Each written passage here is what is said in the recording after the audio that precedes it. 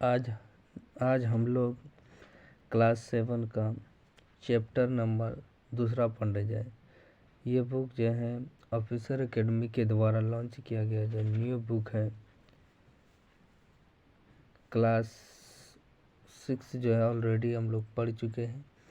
आज जो है क्लास 7 का दूसरा चैप्टर और एक चैप्टर हो चुका है क्लास 7 का।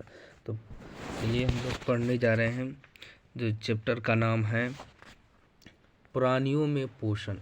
चैप्टर का नाम क्या है? प्राणियों में पोषण।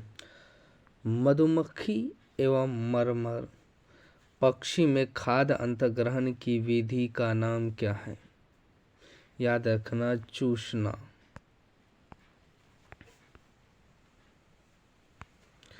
भोजन के अंतर्ग्रहण की विधि विभिन्न जीवों में भिन्न भिन्न होती है। मधुमक्खी एवं मरमर पक्षी जिसे हमिंग बर्ड पौधे का मकरंद चूसते हैं। मानव एवं कुछ अन्य जंतुओं में शिशु माँ का दूध पीते हैं। अजगर जैसे सर्प वंश के प्राणी अपने शिकार को समूचा ही निगल जाते हैं। कुछ जलीय प्राणी अपने आसपास पानी में तैरते हुए खाद्य कणों को छानकर उनका भक्षण करते हैं। चलिए दूसरा नंबर क्वेश्चन देखते हैं।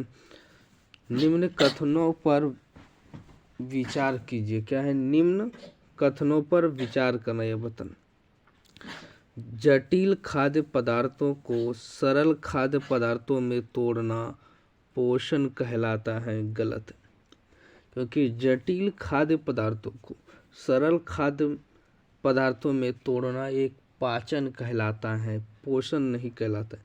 शरीर भोजन से पोषक तत्व प्राप्त करता है एवं शरीर उनका उपयोग करता है, पाचन कहलाता है। ये भी कहता है। यहाँ तक तो सही है। शरीर भोजन से पोषक तत्व प्राप्त करता है एवं शरीर उनका उपयोग करता है। पोषक तत्व प्राप्त करता है, शरीर उसका पोषक तत्व को उपयोग करता है, ये पाचन नहीं कहलाता।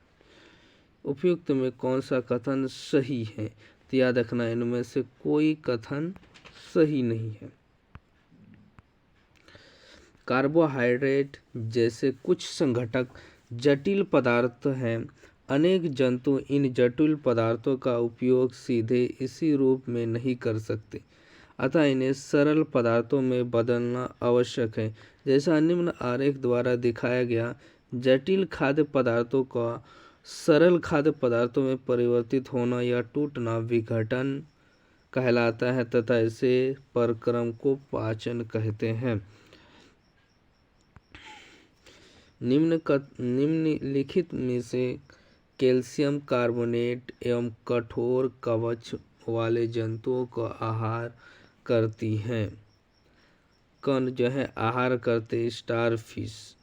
यह क्वेश्चन क्या है? निम्नलिखित में से कौन कैल्शियम कार्बोनेट एवं कठोर कवच वाले जंतुओं का आहार करती?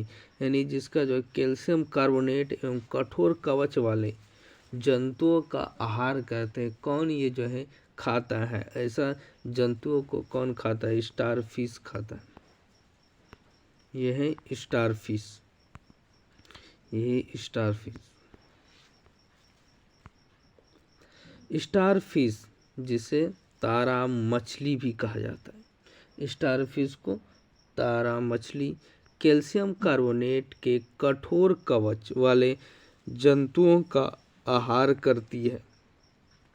कवच खोखले के बाद यह अपने मुख से अपना आमाशय बाहर निकालती है तथा जंतु के कोमल भागों को खाती हैं। आमाशय वापस शरीर में चला जाता है तथा आहार धीरे धीरे पचता है। पाचन में सबसे पहले प्रक्रिया कौन सी होती है? जो पाचन होता है इसमें सबसे पहले कौन सी प्रक्रिया होती है? याद रखना, अंतग्रहण। यानी पाचन में सबसे पहले जैसे भोजन को मुंह में लेना, ये अंतग्रहण करना। जैसे हम किसी चीज़ को खाते हैं अपने हाथ से भोजन को मुंह में ले, ये भोजन को मुंह में लेना अंतग्रहण कहलाता है। तो सबसे पहले पाचन में जो है भोजन को अंतग्रहण करते हैं।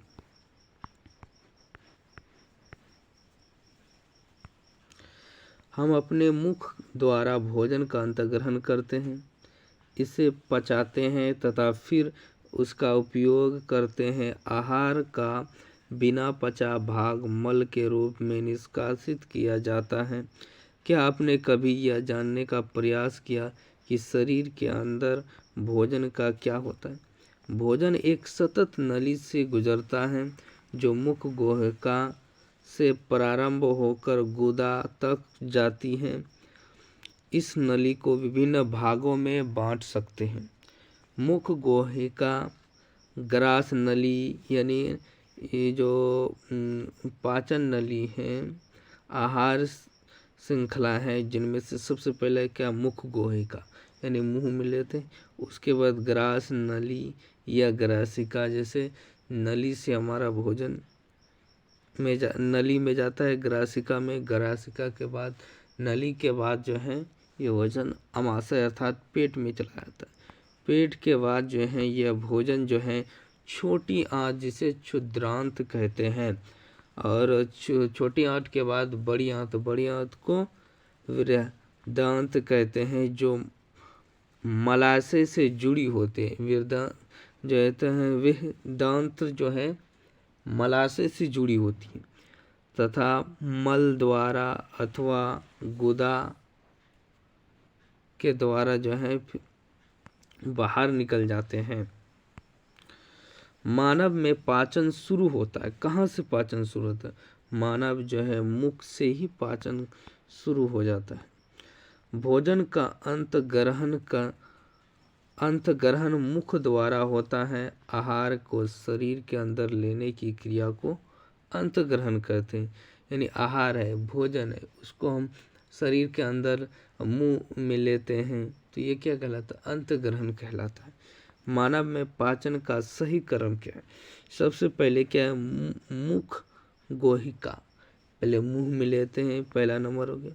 उसके बाद मुंह में लेने के बाद ये ग्रास नली के साथ, ग्रास नली में आते हैं, गला में जो ग्रास नली है, और उसके बाद ग्रास नली के बाद ये आमाशय अर्थात पेट में चला जाता है।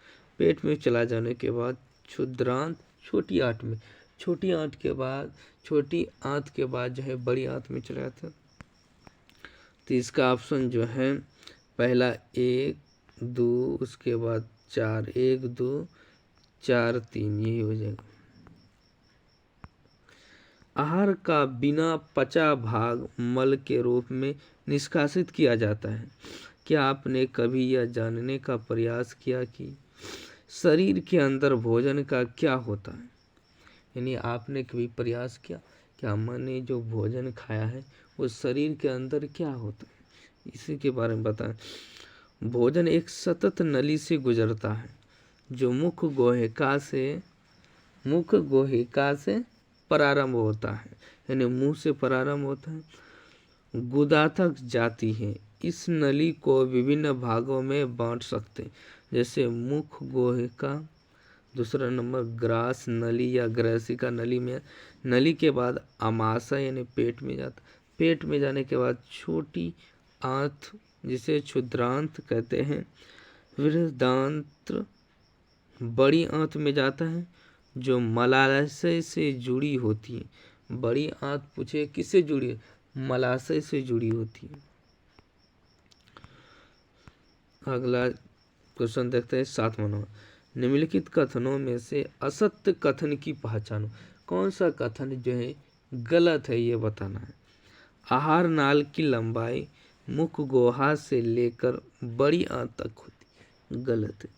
आहार नाल की लंबाई जो होती है मुख गुहिका से लेकर गुदा तक होती है। आहार को शरीर के अंदर लेने की क्रिया अंतग्रहण कहते हैं, ये सही है।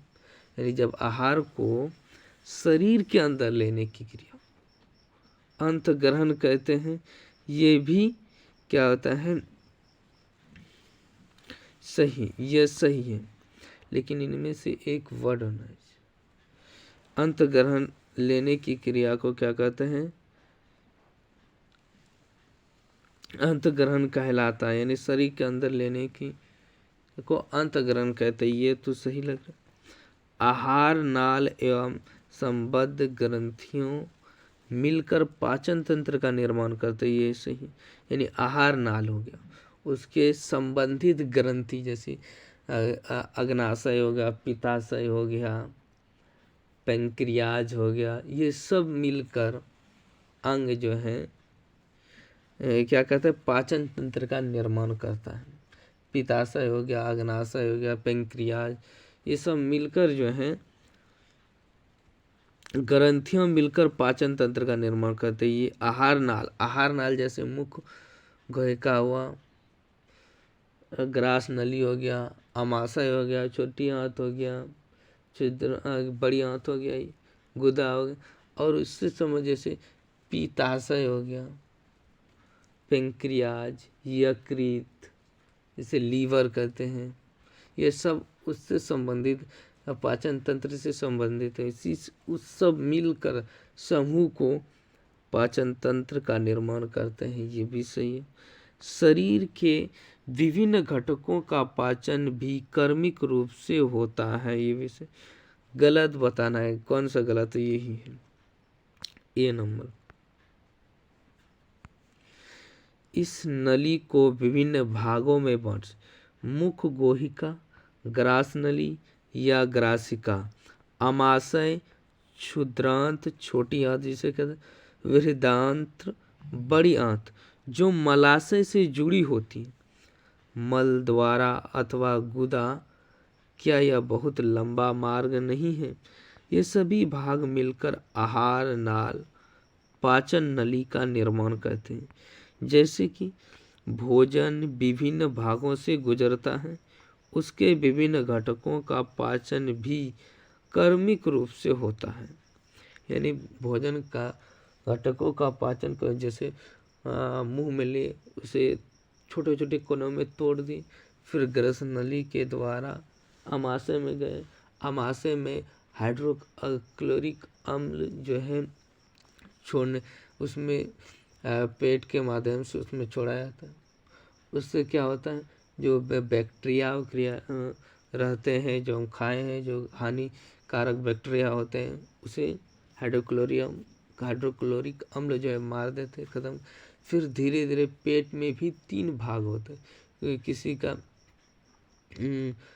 क्या है पाचन का, वहाँ जब पाचन करते धीरे धीरे धीरे भोजन वहाँ से आगे बढ़ता है, वहाँ से आगे बढ़ता है, छोटी आंत में आता है, छोटी आंत में भी धीरे धीरे करके ये बड़ी आंत में आते, बड़ी आंत में धीरे धीरे इस प्रकार के भोजन का पाचन होता है कर्मिक रूप से, न कि डायरेक्ट पेट में चला गया, पेट में न जाके बड़ी कर्मिक प्रोसेस के द्वारा, कर्म के आधार पर पाचन का क्रिया का जो है प्रोसेस है, कर्म के आधार।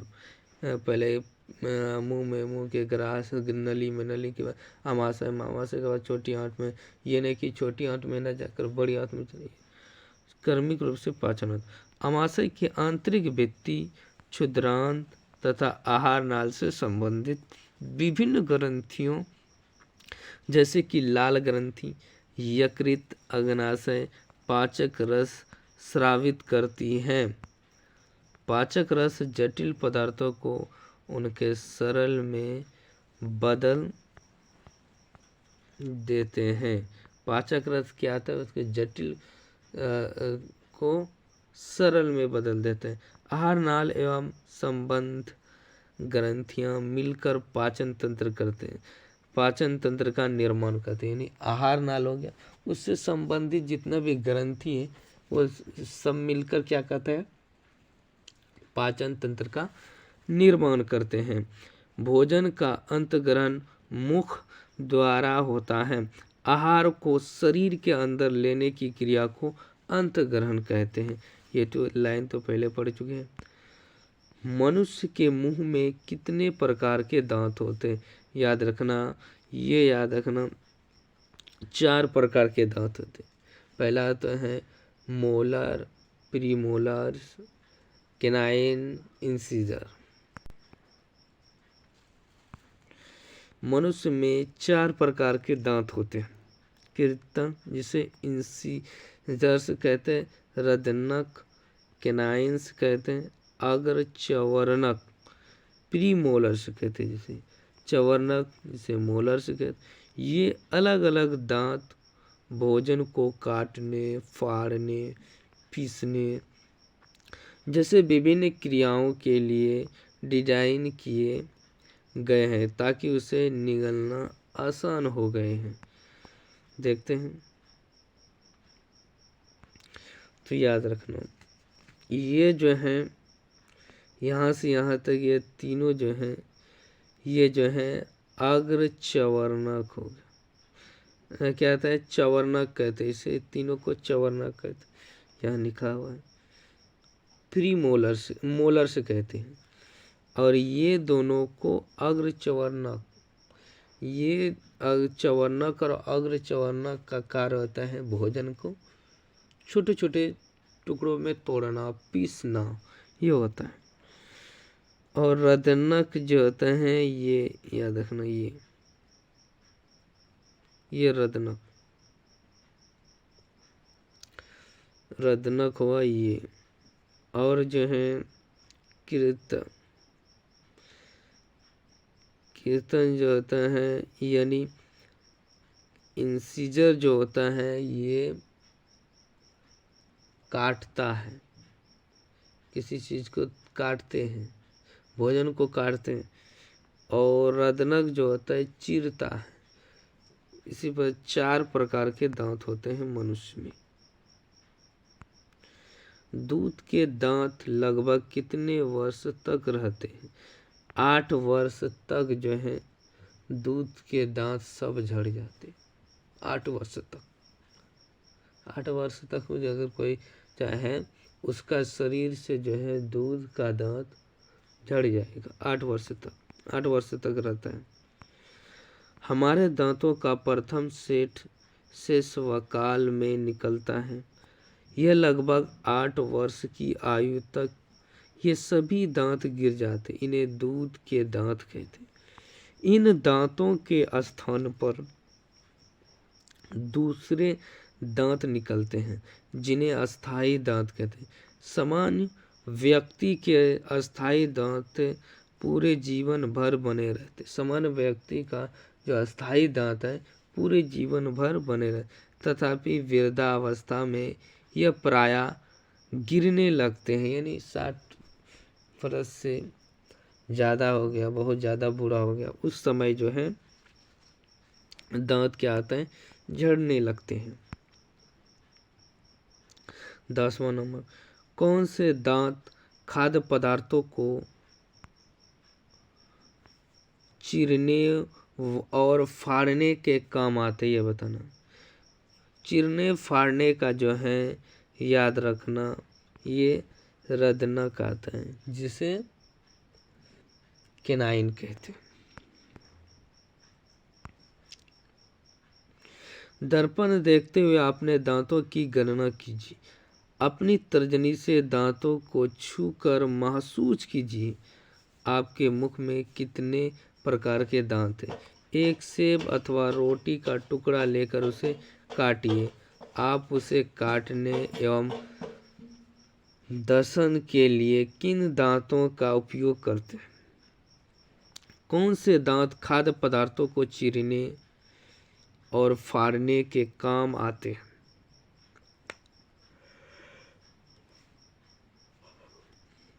उन दांतों को भी पहचाने जो चबाने एवं पीसने के काम आते हैं। रदनक।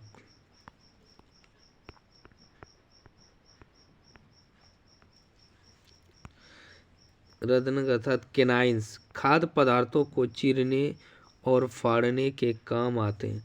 ये दांत नुकीले होते हैं और भोजन को पकड़ने और फाड़ने में मदद करते हैं। दंत क्षय के लिए उपयोग मुख्य रूप से उत्तरदायी है। यानी दंत क्षय के लिए इनमें बताना दंत क्षय यानी दांत खराब होने का मुख्य कारण क्या है इसमें बताना।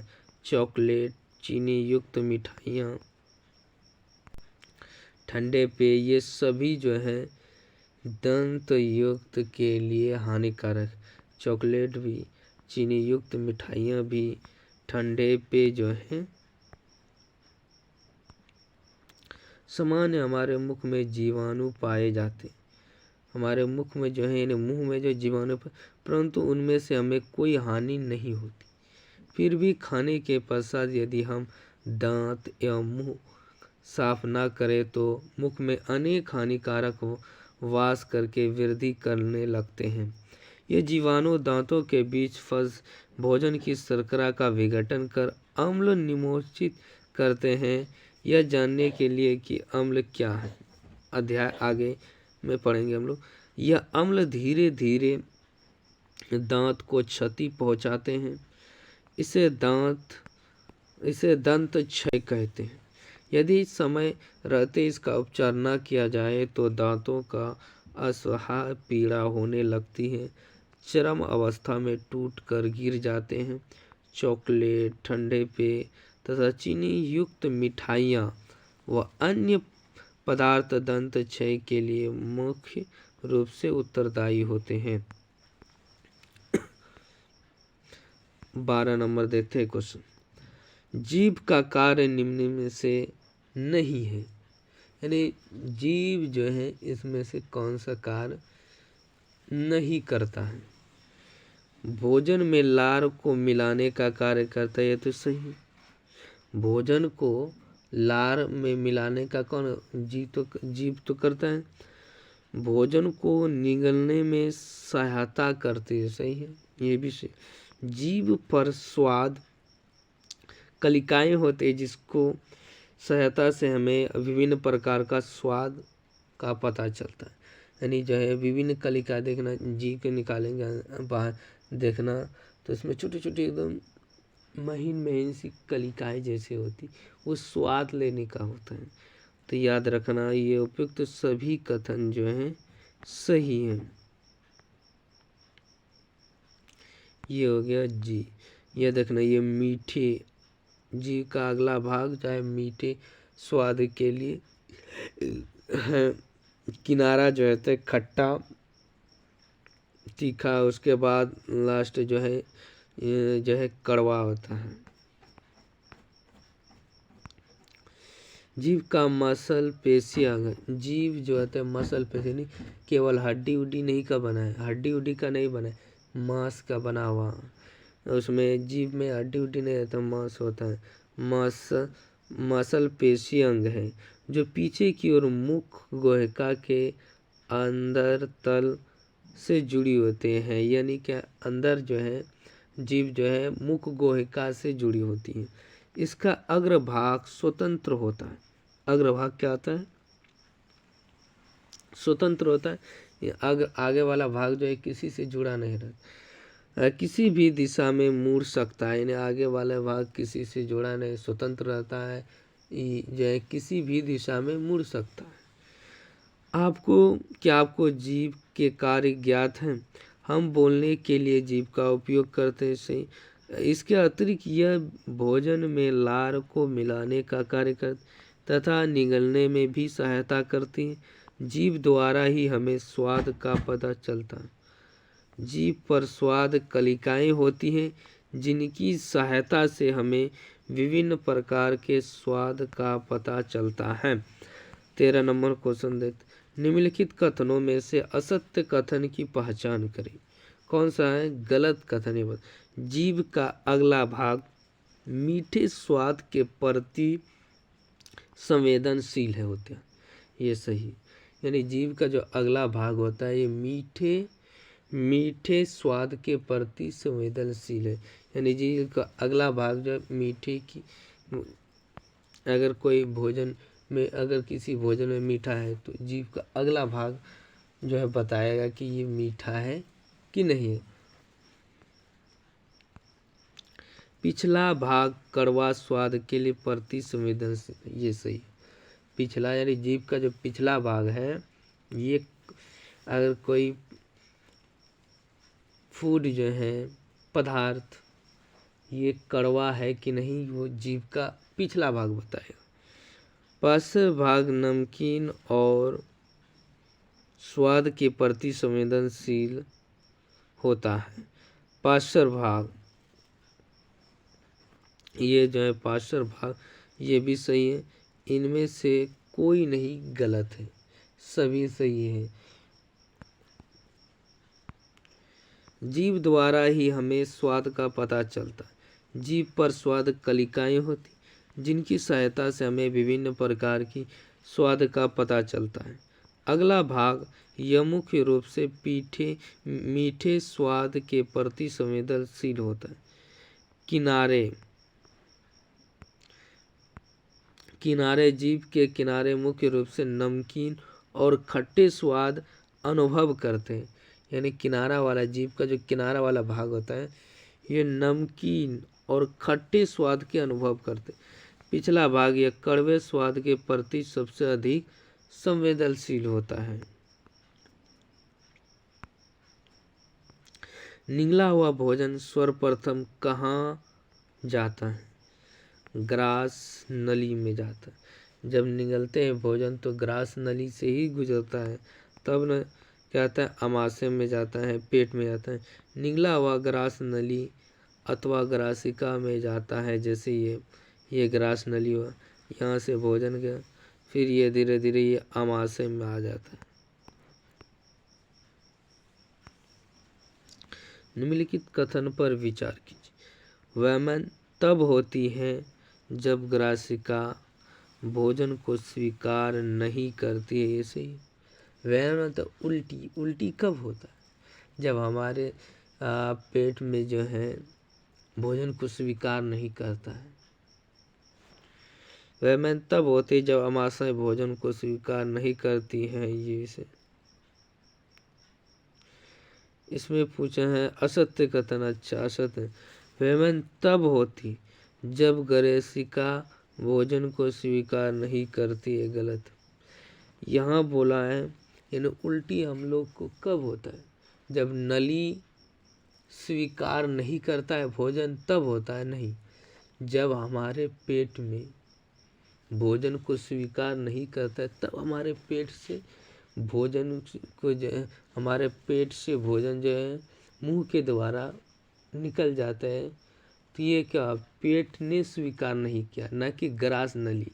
ग्रास नली में तो भोजन नहीं रहता है, पेट में चला जाता है। तो पेट ही स्वीकार नहीं करते हैं, जिसके कारण भोजन जो है वेमन हो जाती है, नहीं अर्थात उल्टी हो जाता है। तो गलत कथन बताना है। ये बोला है ग्रास नली थोड़ी स्वीकार नहीं करता, भोजन उल्टी हो जाता है। ये असत्य कथन केवल एक है। ग्रासिका की भित्ति के संकुचन से भोजन नीचे की ओर सरकता है। यानी ग्रासिका की में जो संकुचन भित्ति है ग्रासिका, धीरे धीरे धीरे इस तरह रहता है। फिर भोजन आता है, फिर सिकुड़ता है, फिर भोजन आता है, इस तरह का आगे पीछे, यानी सिकुड़ता हुआ धीरे धीरे धीरे भोजन हमारे पेट में जाता है, ना कि डायरेक्ट चला जाता है। इस तरह नहीं, धीरे धीरे भोजन वो क्या आता है, ग्रास नली के द्वारा कहते रहते। वास्तव में संपूर्ण आहार नाल संकुचित होती रहती है तथा यह गति भोजन को नीचे की ओर धकेलती है। कभी कभी हमारा आमाशय मतलब पेट खाए हुए भोजन को स्वीकार नहीं करता है, फलस्वरूप वैमन द्वारा उसे बाहर निकाल दिया जाता है। उल्टी कर कर उसे बाहर निकाल दिया। किसका आहार अंग्रेजी के अक्षर जे के समान है? आमाशय पेट का आकार जो है अंग्रेजी के जेड के जैसे समान है। जैसे इस प्रकार ये हुआ, इस तरफ थोड़ा लग रहा है कि नहीं, ये इस तरफ लग रहा है। ये क्या, अंग्रेजी अक्षर जे के आकार है।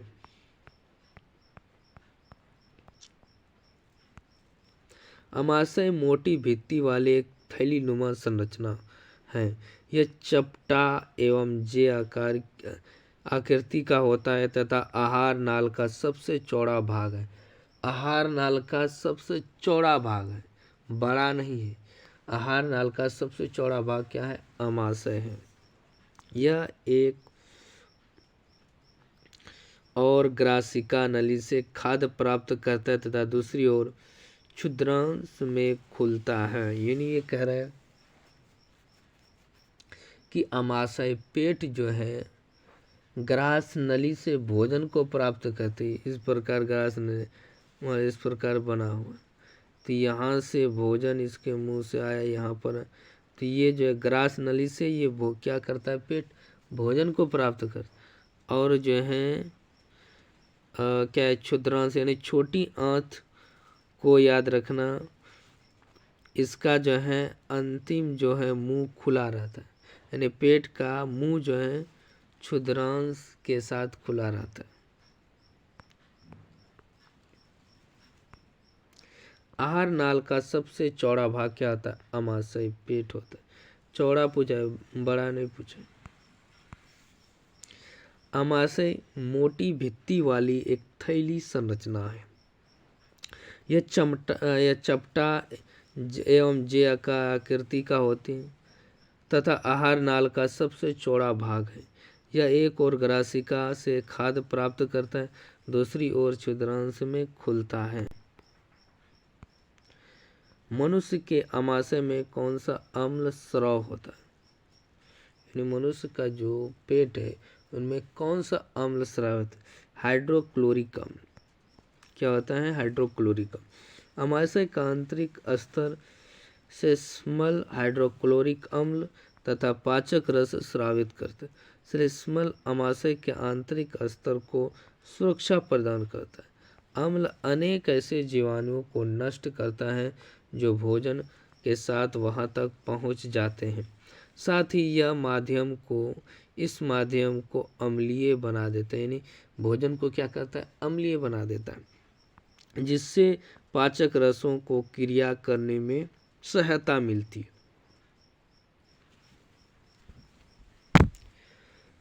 जठर रस प्रोटीन को सरल पदार्थों में विघटित करता है। जठर रस क्या करता है, जठर रस जो है ये प्रोटीन को सरल पदार्थों में विघटित कर देता है। आहार नाल के किस भाग के द्वारा जठर रस का स्राव होता है, जठर रस का स्राव जो है अमाशय में होता है। यह क्या करता है, प्रोटीन का पाचन करता है। अमाशय का आंतरिक स्तर श्लेष्मल हाइड्रोक्लोरिक अम्ल तथा पाचक रस स्रावित करता है।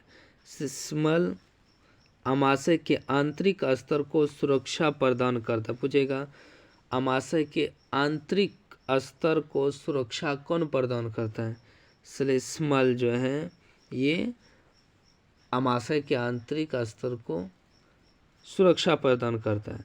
अम्ल अनेक ऐसे जीवाणुओं को नष्ट करता है जो भोजन के साथ वहां तक पहुंच जाती है। यानी कह रहा है हाइड्रोक्लोरिक अम्ल जो है हमारे पेट में, तो वो क्या करता है, अगर हम लोग कुछ खाना जो है कभी कभी धोए बिना खा जाते हैं तो उसमें बहुत सारा बैक्टीरिया चला जाता है, हानिकारक बैक्टीरिया, तो उस बैक्टीरिया को मारने का काम करता है हाइड्रोक्लोरिक अम्ल। हाइड्रोक्लोरिक अम्ल जैसे उसमें छिड़कता है अमाशय के द्वारा जो है निकलता है, जिससे क्या होता है, बैक्टीरिया हानिकारक बैक्टीरिया उसे नष्ट कर देता है पेट में। साथ ही यह माध्यम को अम्लीय बना देता है और उस भोजन को जो है अम्लीय बना देता है, जिससे पाचक रस की क्रिया करने में सहायता मिलती है।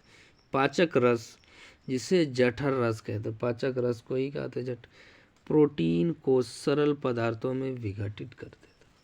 अर्थात पाचक रस अर्थात जठर रस प्रोटीन का पाचन करता है, पदार्थों में विघटित कर देते हैं। अमाशय के बारे में निम्नलिखित कथन पर विचार करें। 20वां नंबर, अमाशय में यानी पेट के बारे में कौन सा कथन जो है विचार करना है, इस पर क्या। जठर रस का स्राव अमाशय के श्लेष्मल से होता है, ये तो सही लगा। हाइड्रोक्लोरिक अम्ल का स्राव भी अमाशय से ही होता है, ये भी सही है, क्योंकि हाइड्रोक्लोरिक अम्ल पेट में जो है हानिकारक बैक्टीरिया को खत्म करते हैं। अमाशय में भोजन अम्लीय बनाता है, यानी पेट में भोजन जो है अम्लीय बनता है, ये भी सही है। अमाशय में ही हाइड्रोक्लोरिक अम्ल के द्वारा हानिकारक जीवाणुओं को नष्ट किया जाता है। ये सभी जो है चारों कथन जो है सभी सही है। उपयुक्त में से सभी सही हैं। अमाशय का आंतरिक स्तर श्लेष्म हाइड्रोक्लोरिक अम्ल तथा पाचक रस स्रावित होता है। श्लेष्म अमाशय के आंतरिक स्तर की सुरक्षा प्रदान कर अम्ल के अनेक ऐसे जीवाणु को नष्ट करता है जो भोजन के साथ वहां तक पहुंच जाते हैं।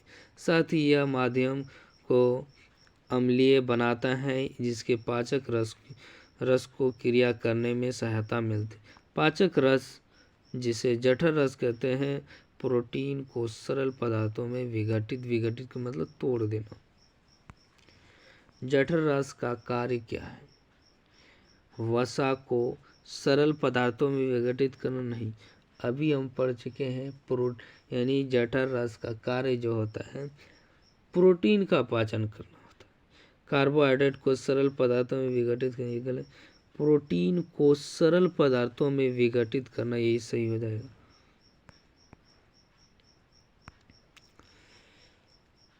पाचक रस अर्थात जिसे जठर रस कहते हैं, प्रोटीन को सरल पदार्थों में विघटित कर देते। सबसे लंबी आहार श्रृंखला कौन है? सबसे लंबी आहार से सबसे चौड़ा में पूछा जाए, सबसे बड़ी में पूछा जाए, अमाशय हो जाएगा। लंबी पूछा जाए कि यह जो है छोटी आंत होता है, जिसे क्षुद्रांश कहते हैं। क्षुद्रांश लगभग 7.5 मीटर लंबी होती। याद रखना, क्षुद्रांश पूछे कितने मीटर लंबी होती? 7.5 मीटर लंबी होती है। अत्यधिक कुंडली नली है, यानी सबसे लंबी नली है। यह यकृत एवं अग्नाशय से स्राव प्राप्त करती है। इसके अतिरिक्त इसकी भित्ति से भी कुछ रस स्रावित होता है। इनके भित्ति से भी क्या आता है? कुछ रस जो है स्रावित होता है। 23 नंबर क्वेश्चन, निम्नलिखित में से कौन है जो अग्नाशय एवं यकृत से स्राव प्राप्त करता है? अग्नाशय एवं यकृत मतलब लीवर से जो है स्राव प्राप्त करता है। याद रखना, क्षुद्रांश जो है ये दोनों से स्राव प्राप्त करते हैं। क्षुद्रांश लगभग 7 मीटर है। अत्यधिक कुंडलित नली है। यह यकृत एवं अग्नाशय से स्राव प्राप्त करती है। इसके अतिरिक्त इसकी भित्ति से भी कुछ रस स्रावित होते हैं, यानी इसके भित्ति से क्या होता है? कुछ रस भी स्रावित होते हैं। शरीर की सबसे बड़ी ग्रंथि कौन है? शरीर की सबसे बड़ी ग्रंथि जो है, बड़ी ग्रंथि बोल रहे हैं, याद रखना यकृत है। शरीर के सबसे चौड़ा पूछे, शरीर की सबसे बड़ी चौड़ी ग्रंथि हो जाएगा अमाशय। शरीर की सबसे बड़ी ग्रंथि बोला, यकृत हो जाएगा। और शरीर की सबसे लंबी ग्रंथि बोल दिया जाए तो याद रखना क्षुद्रांश, जिसे छोटी आंत कहते हैं। क्या है? छोटी आंत। यकृत गहरे लाल भूरे रंग की ग्रंथि, पूछेगा यकृत कैसा है? गहरे लाल भूरे रंग की ग्रंथि है। उदर की ऊपरी भाग में दाहिनी ओर अवस्थित होती है। यह शरीर की सबसे बड़ी ग्रंथि है। यह पित्त रस स्रावित करती है, जो एक थैली में संग्रहित होता रहता है। इसे पित्ताशय कहते हैं। यानी क्या है? यकृत जो है कौन पित्तरस स्रावित करता है? यकृत करता है। लीवर जो है पित्तरस का स्राव करता है और यह पित्तरस जो है पित्ताशय में एकत्रित होता है। पूछेगा पित्तरस कौन स्राव करता है? लीवर करता है, लेकिन यह रस जो है पित्ताशय में जमा होता है। थैली संग्रहित होता रहता है, इसे पित्ताशय कहते हैं। पित्तरस वसा के पाचन में भूमिका निभाता है। पहले हम क्या पढ़े? जठर रस क्या करता है? प्रोटीन का पाचन करता है। पित्त रस जो है वसा का पाचन करता है। पूछेगा कौन जो है वसा का पाचन करता है? पित्त रस जो है वसा का पाचन। तो पित्त रस का स्रावन होता है, यानी पित्त रस जो है कहाँ से निकलता है, कहाँ से पैदा होता है पित्त रस? याद रखना, यकृत अर्थात लीवर से जो है पित्त रस निकलता है। यकृत गहरे लाल भूरे रंग की ग्रंथि जो उदर के ऊपरी भाग में दाहिनी ओर अवस्थित होती। यह शरीर की सबसे बड़ी ग्रंथि।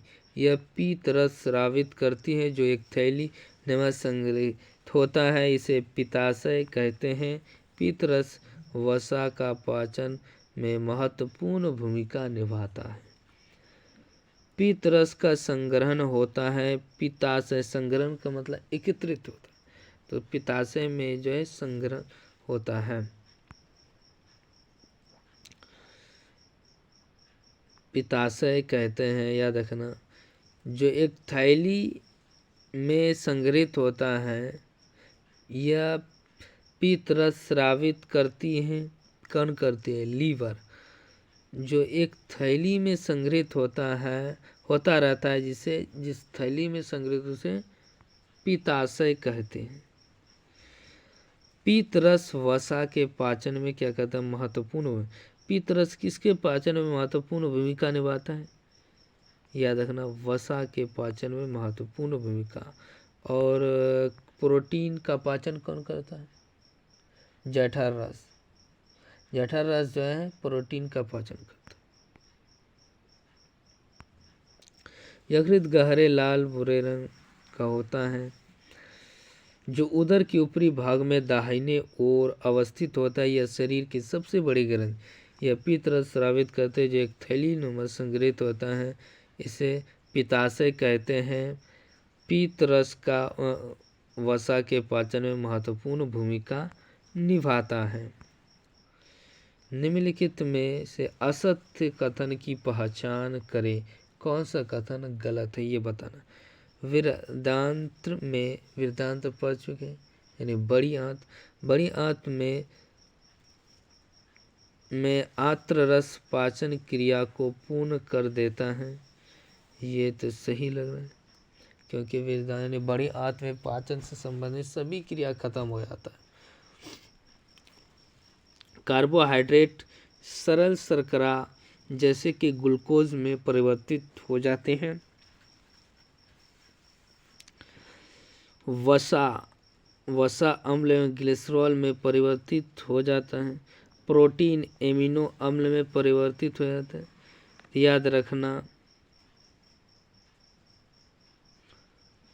आत्र रस पाचन की ये गलत है। वेदांत में आत्र रस पाचन की क्रिया को पूर्ण कर देता है। आत्र रस जो है पाचन को क्रिया को पूर्ण नहीं करता है, ये गलत है। क्या वेदांत में जितना भी पाचन संबंधित क्रिया खत्म हो जाता है। जो भी पाचन जो क्रिया होता है उससे संबंधित क्रिया जो है बड़ी आंत में खत्म। यह बोल रहा है आंत्र रस पाचन की क्रिया को पूर्ण कर देता है, ये गलत है। कार्बोहाइड्रेट जो है सरल शर्करा जैसे कि ग्लूकोज में परिवर्तित हो जाते हैं। कार्बोहाइड्रेट जो सरल शर्करा ग्लूकोज में परिवर्तित हो जाते हैं। वसा जो है वसा अम्ल एवं ग्लिसरॉल में परिवर्तित हो जाता है। वसा क्या आता है? वसा अम्ल और ग्लिसरॉल में परिवर्तित हो जाता है। प्रोटीन जो है एमिनो अम्ल में परिवर्तित हो जाता है। अग्नाशय हल्के पीले रंग की बड़ी ग्रंथि है। हल्के पीले रंग की बड़ी ग्रंथि, पीले रंग की बड़ी ग्रंथि, बड़ी ग्रंथि नहीं बोला, हल्का पीले रंग की बड़ी ग्रंथि। वैसे बड़ी ग्रंथि यकृत है, लीवर है। यह देखना अग्नाशय जो है हल्के पीले रंग की बड़ी ग्रंथि। पूछे अग्नाशय क्या, हल्के पीले रंग का बड़ी ग्रंथि। अगर डायरेक्ट पूछेगा बड़ी ग्रंथि कौन है, मानव शरीर की सबसे बड़ी ग्रंथि, आहार नाल की सबसे बड़ी ग्रंथि यकृत है। तो यहाँ अग्नाशय हल्के पीले रंग की बड़ी ग्रंथि जो अमाशय के ठीक नीचे स्थित होती है। अग्नाशय रस, अब अग्नाशय रस क्या है देखते हैं। कार्बोहाइड्रेट्स एवं प्रोटीन पर क्रिया करता है। अग्नाशय रस जो है कार्बोहाइड्रेट और प्रोटीन रस पर क्रिया करता है, तो उनके सरल रूप में परिवर्तित करता है। आंशिक रूप से पचा भोजन एवं क्षुद्रांश के निचले भाग में पहुंचता है, जहां आंत्र रस पाचन क्रिया को पूर्ण कर देता है। आंत्र रस जो है कहाँ पर पाचन की क्रिया को पूर्ण कर देता है, छोटी आंत में। क्वेश्चन में क्या था, आंत्र रस पाचन की क्रिया को पूर्ण कर देता है, बड़ी आंत में था इसीलिए गलत हो। तो यहाँ अगर पूछेगा छोटी आंत जिसे क्षुद्रांत के निचले भाग में पहुँचता है, जहाँ आंत्र रस पाचन की क्रिया को पूर्ण कर देता है, छोटी आंत रहता तो सही हो जाता। कार्बोहाइड्रेट सरल शर्करा जैसे ग्लूकोज में परिवर्तित हो जाता है। वसा अम्ल एवं ग्लिसरॉल में तथा प्रोटीन एमिनो अम्ल में परिवर्तित हो जाता है। क्या होता है, कार्बोहाइड्रेट सरल शर्करा जो है ये ग्लूकोज में परिवर्तित हो जाता है। वसा अम्ल एवं ग्लिसरॉल में परिवर्तित हो, प्रोटीन एमिनो अम्ल में परिवर्तित हो जाता है। पचा हुआ भोजन अवशोषित होकर क्षुद्रांश की भित्ति में स्थित रुधिर वाहिकाओं में चला जाता है। इस प्रक्रम को अवशोषण कहते हैं। तो याद रखना क्या आता है अवशोषण, पहले ही लिख दिया, इसमें ये लिखा हुआ है। पचा हुआ भोजन अवशोषित होकर क्षुद्रांश की भित्ति में स्थित रुधिर वाहिकाओं में चला जाता है। इस प्रक्रम को अवशोषण कहते हैं। पचा हुआ भोजन अवशोषित होकर क्षुद्रांश की भित्ति में स्थित रुधिर वाहिकाओं में चला जाता है, प्रक्रम को अवशोषण कहते हैं। वायु एवं भोजन मार्ग किसमें एक ही होता है, वायु और भोजन मार्ग, यानी वायु का भी उसी से आदान प्रदान होता है, यानी उसी से निकलता है, अंदर जाता है, और उसी से भोजन भी जाता है। ग्रस नली, ग्राहिका, क्षुद्रांति, याद रखना ग्रस नली, हम लोग जो सांस लेते हैं उसी नली से सांस लेते, फिर उसी नली से भोजन अंदर जाता है। कभी कभी आप जल्दी जल्दी खाते हैं अथवा खाते समय बात करते हैं, आपको खांसी उठती, यह हिचकी आती है अथवा घुटन का अनुभव होता है। खाद्य कणों श्वास नली में प्रवेश करने के कारण होता है। श्वास नली नासिका से आने वाली वायु को फेफड़े तक ले जाती है।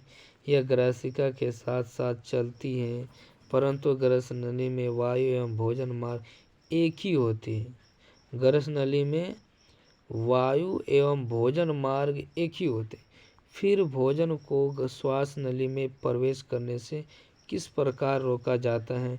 भोजन निगलने के समय एक मसल रचना वाल्व का कार्य करती है जो श्वास नली को ढक लेती है तथा भोजन को गरस में भोजन भेज देता है। संयोगवश यदि भोजन के कण श्वास नली में प्रवेश कर जाते हैं तो हमें घुटन का अनुभव होता है तथा हिचकी आती है या खांसी उठती है। किसकी आंतरिक भित्ति पर अंगुली के समान उभरी हुई संरचनाएं होती हैं जिन्हें दीर्घ रोम अथवा रसाकूर कहते हैं? यानी कि किसकी आंतरिक भित्ति पर अंगुली के समान उभरी हुई संरचना होती है जिन्हें दीर्घ रोम अथवा रसाकूर कहते हैं। याद रखना क्षुद्रांत में होता है, यानी इसे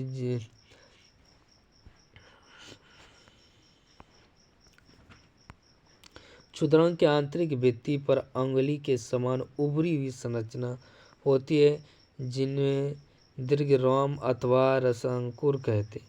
क्या आप अनुमान लगा सकते हैं कि दीर्घ रोम की आंत्र में क्या भूमिका है? दीर्घ रोम पचे भोजन के अवशोषण हेतु तल क्षेत्र बढ़ा देते हैं।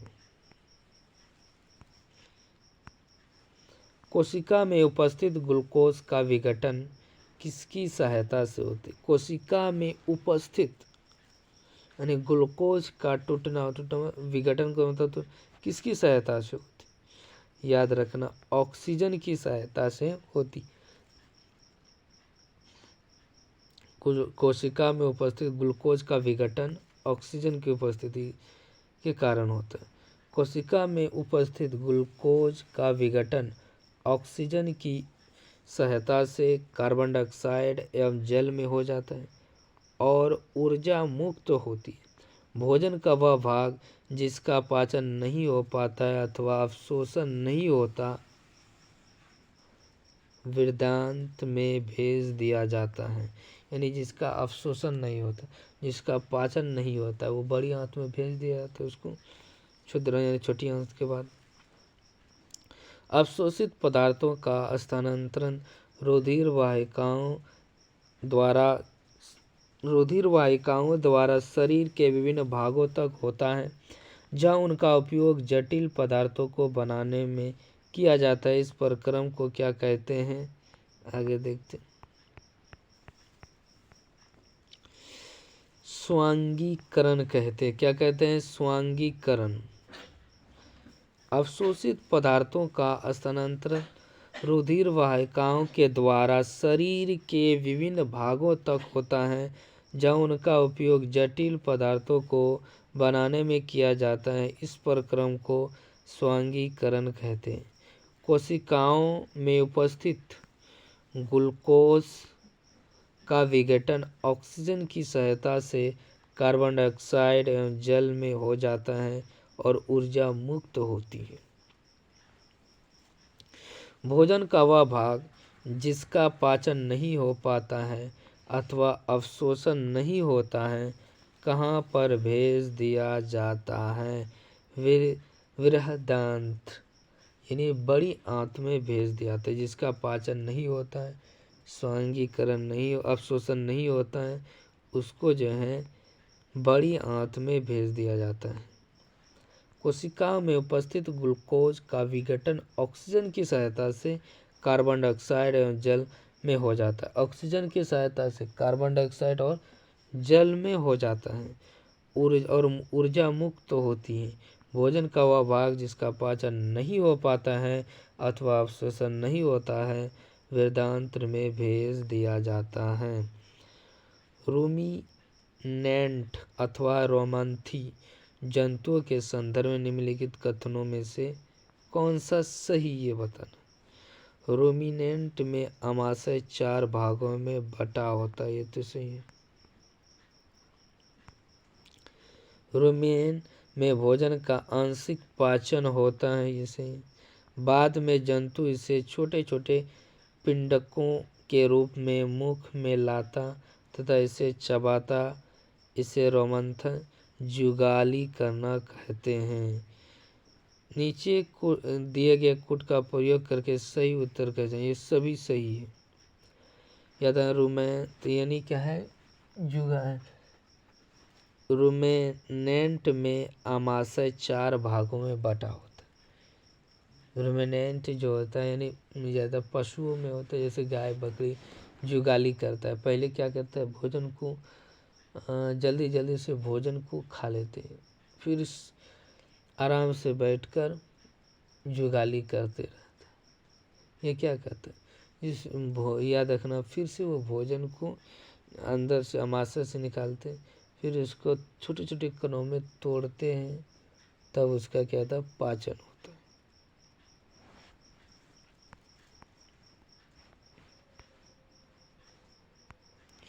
क्या आपने गाय भैंस तथा घास खाने वाले अन्य जंतुओं को देखा है?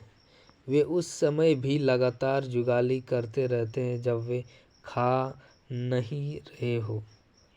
वास्तव में वे पहले घास को जल्दी जल्दी निगलकर आमाशय के भाग में भंडारित कर लेते। यह भाग रुमेन प्रथम आमाशय कहलाता है।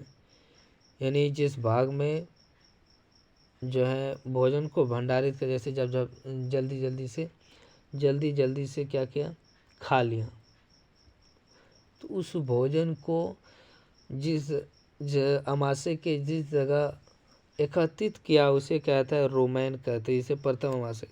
रुमिनेंट में आमाशय 4 भागों में बटा होता है। रुमेन में भोजन का आंशिक पाचन होता है। रुमेन में क्या होता है, भोजन का आंशिक पाचन होता है, जिसे जुगाली को कर्ड कहते हैं, परंतु बाद में जंतु इसको छोटे पिंडकों के रूप में पुनः मुख में लाता है तथा जिसे वह चबाता रहता है।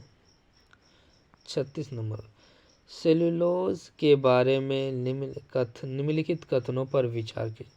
सेल्यूलोज के बारे में निम्नलिखित कथन। घास में सेल्यूलोज की प्रचुरता होती है, जो एक प्रकार का कार्बोहाइड्रेट है, ये सही है। हिरन आदि के रुमेन में सेल्यूलोज का पाचन करने वाले जीवाणु पाए जाते हैं। यानी हिरन आदि के रुमेन में सेल्यूलोज का पाचन करने वाले जीवाणु पाए थे, ये सही। हिरन में जो है सेल्यूलोज को पाचन करने वाली, उसके अंदर जो है आमाशय में जीवाणु पाया जाता है। बहुत से जंतु एवं मानव सेल्यूलोज का पाचन नहीं कर पाते हैं, ये भी सही। बहुत से जंतु हो गया, मानव हो गया, सेल्यूलोज का पाचन नहीं करते हैं, सभी जो है सही है कथन। घास में सेल्यूलोज की प्रचुरता होती, जो एक प्रकार का कार्बोहाइड्रेट है। घास में सेल्यूलोज की प्रचुरता होती। सेल्यूलोज एक प्रकार का क्या है, कार्बोहाइड्रेट है। किसी रुमिनेंट अथवा रोमैंथी पशु, हिरन आदि के रुमेन में सेल्यूलोज का पाचन करने वाले जीवाणु पाए जाते। हिरन में क्या करते, सेल्यूलोज को पाचन करने वाले जीवाणु पाए जाते। बहुत से जंतु एवं मानव सेल्यूलोज का पाचन नहीं कर पाते। पदाव जो गति देने एवं भोजन पकड़ने में सहायक होती है, वे निम्न से किसमें पाई जाती। केवल पदाव, क्या लिखा है, पदाव जो गति देने एवं भोजन पकड़ने में सहायक होती है, वे निम्न में से किसमें पाई जाती हैं। याद रखना, अमीबा में। अमीबा में जो है द्रव में बुलबुले के समान अनेक धमनियाँ होती। अमीबा निरंतर अपनी आकृति एवं स्थिति बदलते रहता है। अमीबा जो है क्या कहता है, अपना समय समय पर आकृति बदलते रहता है। यह एक